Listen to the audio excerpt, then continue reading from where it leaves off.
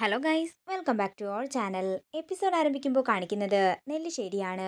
തനിക്ക് ഇവിടെ താമസിക്കാൻ ആരാ അധികാരം തന്നതെന്ന് അർച്ചന ചോദിക്കുമ്പോൾ നന്ദൻ അങ്ങോട്ടേക്ക് വരികയാണ്. ബാക്കിയെല്ലാം അവിടെ ചോദിച്ചാൽ മതിയെന്ന് ധനുഷ് പറയുമ്പോൾ നന്ദൻ ധനുഷിനെ കാണുന്നു. അല്ല, ധനുഷ് എന്താ ഇവിടെയെന്ന് നന്ദൻ ചോദിക്കുമ്പോൾ അത് പിന്നെ രാവിലെ ലോഡ്ജിലുള്ള അയാളുമായിട്ട് ഒന്നുടക്കി. അയാൾ എന്നോട് ഇറങ്ങിപ്പോകാൻ പറഞ്ഞപ്പോൾ ഞാൻ എൻ്റെ സാധനങ്ങളെല്ലാം എടുത്ത് ഇങ്ങോട്ടേക്ക് വന്നു.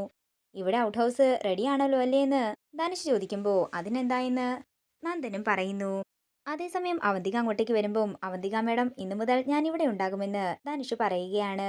ഇത് കേൾക്കുന്ന അവന്തിക ചിരിച്ചുകൊണ്ട് ധനുഷിനെ നോക്കുമ്പോൾ സ്നേഹയോട് മുറി കാണിച്ചു കൊടുക്കാൻ നന്ദൻ പറയുന്നു.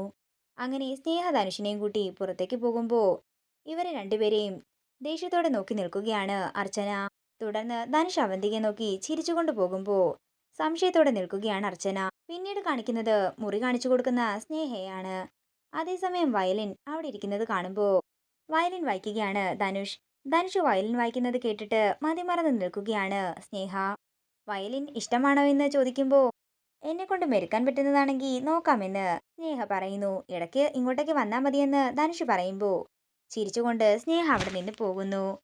നേരം രാത്രിയാകുന്നു. പിന്നീട് കാണിക്കുന്നത് അർച്ചനയാണ്. അർച്ചന നന്ദനോട് ധനുഷിനെ ഇവിടെ താമസിപ്പിച്ചത് നന്ദേട്ടന്റെ ശരിയായ തീരുമാനമാണോ എന്ന് ചോദിക്കുകയാണ്.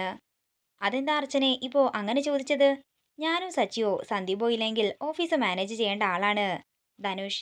ധനുഷ് വന്നതിന് ശേഷം കമ്പനിക്ക് ഉയർച്ച മാത്രമേ ഉള്ളൂ. അങ്ങനെയുള്ള ഒരാളെ വിട്ടുകളയേണ്ടെന്ന് തോന്നി. അതൊക്കെ ഞാൻ സമ്മതിക്കുന്നു. നന്ദേട്ടൻ പറയുന്നത് അയാളുടെ ജോലി ചെയ്യാനുള്ള കഴിവും അങ്ങനെയുള്ള കാര്യങ്ങളൊക്കെയല്ലേ.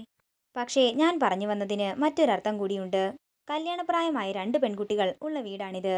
അപ്പോ പുറത്തുനിന്നൊരാൾ വന്ന് ഇവിടെ താമസിക്കുക എന്നൊക്കെ പറഞ്ഞാൽ ഞാൻ പറഞ്ഞത് എന്താണെന്ന് നന്ദേട്ടന് മനസ്സിലായോ എന്ന് അർച്ചന ചോദിക്കുമ്പോൾ ഇപ്പോ അർച്ചന പറഞ്ഞപ്പോഴാ ഞാൻ ആ കാര്യത്തെക്കുറിച്ച് ചിന്തിക്കുന്നതെന്ന് നന്ദൻ പറയുന്നു.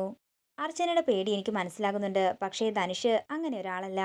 ഈ വീട്ടിലുള്ള ആർക്കെങ്കിലും ഇഷ്ടപ്പെടാത്ത രീതിയിൽ എന്തെങ്കിലും സംഭവിച്ചാൽ ആ നിമിഷം തന്നെ നമുക്ക് ധനുഷിനെ ഇവിടുന്ന് മാറ്റാം. അർച്ചന ഒന്നും ഓർത്ത് ടെൻഷൻ ആകേണ്ട, അങ്ങനെയൊന്നും ഉണ്ടാകില്ലെന്നും നന്ദൻ പറയുന്നു. ഇത് കേൾക്കുന്ന അർച്ചന ടെൻഷനോടെ അവിടുന്ന് മാറി നിൽക്കുമ്പോഴാണ് സ്നേഹ പുറത്തുനിന്ന് വരുന്നത്. അർച്ചന കാണുന്നത്, നീ ഇത്രയും നേരം എവിടെയായിരുന്നു? ഇവിടെ വേറെ ആരും ഇല്ലായിരുന്നോ? മുറിയൊന്നും കാണിക്കാൻ പോകാനെന്നും അർച്ചന ചോദിക്കുന്നു. അത് പിന്നെ ഏട്ടത്തി, നന്ദേട്ടൻ പറഞ്ഞപ്പോ നിനക്കൊന്നും പറഞ്ഞു തരാൻ അവന്തിക ഏട്ടത്തി ഉണ്ടാകില്ല. നിന്റെ അമ്മയായും ഏട്ടത്തിയായും ഒക്കെ ഞാൻ മാത്രമേ ഇവിടെ ഉണ്ടാകൂ. ഒരു തവണ ഞാൻ നിനക്ക് വാണിംഗ് തന്നതാ. നീ ഇനിയും എന്നെ കൊണ്ട് ഇത് പറയിപ്പിക്കാൻ ഇടയുണ്ടാക്കരുത്. നീ തന്നെ വേണം നിന്നെ സൂക്ഷിക്കാൻ, അല്ലെങ്കിൽ ജീവിതാവസാനം വരെ കരയേണ്ടി വരുമെന്നുമൊക്കെ പറഞ്ഞുകൊണ്ട് അർച്ചന അകത്തേക്ക് പോകുമ്പോൾ ടെൻഷനോടെ നിൽക്കുകയാണ് സ്നേഹ. പിന്നീട് കാണിക്കുന്നത് അവന്തിക ധനുഷിനെ വിളിക്കുന്നതാണ്. ഈ ഒരു കോളിന് വേണ്ടി ഞാൻ എത്ര നേരമായി വെയിറ്റ് ചെയ്ത് നിൽക്കുന്നെന്ന് ധനുഷ് ചോദിക്കുമ്പോൾ അവന്തിക പറയുകയാണ്, നീ കണ്ടില്ലേ ഇവിടെ എത്ര പേരുണ്ടെന്ന്? എല്ലാവരുടെയും കണ്ണു വെട്ടിച്ച് വേണ്ടേ നിന്നെ വിളിക്കാൻ? നിന്നെ നേരിട്ട് കാണുകയും സംസാരിക്കുകയും ഒക്കെ ചെയ്യാമെന്ന് കരുതിയാ ഞാൻ ഇങ്ങോട്ടേക്ക് താമസം മാറ്റിയത്. ഇപ്പൊ മര്യാദയ്ക്ക് ഒന്ന് വിളിക്കാൻ പോലും പറ്റുന്നില്ലല്ലോ. എന്നെ കാണണമെന്ന് ശരിക്കും ആഗ്രഹമുണ്ടെങ്കിൽ ഫോൺ കട്ട് ചെയ്യാതെ മുറ്റത്തേക്ക് വരാൻ അവന്തിക പറയുന്നു.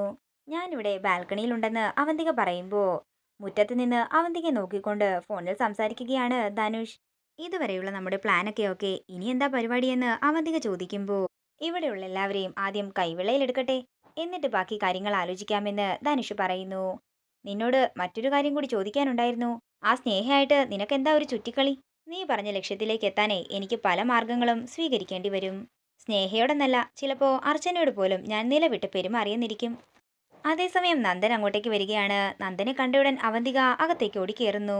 അല്ല, ആരെയാ വിളിക്കുന്ന? കാമുകിമാരെയാണോ എന്ന് നന്ദൻ ചോദിക്കുമ്പോൾ അല്ല, എൻ്റെ അമ്മയാണെന്ന് ധനുഷ് പറയുന്നു. ഇവിടുത്തെ റൂമും സൗകര്യങ്ങളുമെല്ലാം ഇഷ്ടപ്പെട്ടോ എന്ന് നന്ദൻ ചോദിക്കുമ്പോൾ അതെന്ത് ചോദ്യമാ സാറ് ചോദിക്കുന്നത്? സാറിനോട് എത്ര നന്ദി പറഞ്ഞാലും തീരില്ല എന്നൊക്കെ ധനുഷ് പറയുന്നു. ഇത് കേൾക്കുന്ന നന്ദൻ ചിരിച്ചുകൊണ്ട് അകത്തേക്ക് പോവുകയാണ്. ഇതോടുകൂടി ഇന്നത്തെ എപ്പിസോഡ് ഇവിടെ തീരുകയാണ്. വീഡിയോ ഇഷ്ടമായെങ്കിൽ മറക്കാതെ ലൈക്ക് ചെയ്യുക, ഷെയർ ചെയ്യുക, കമന്റ് ചെയ്യുക. കൂടുതൽ സീരിയൽ അപ്ഡേറ്റ്സിനായി മറക്കാതെ സബ്സ്ക്രൈബ് ചെയ്യുക.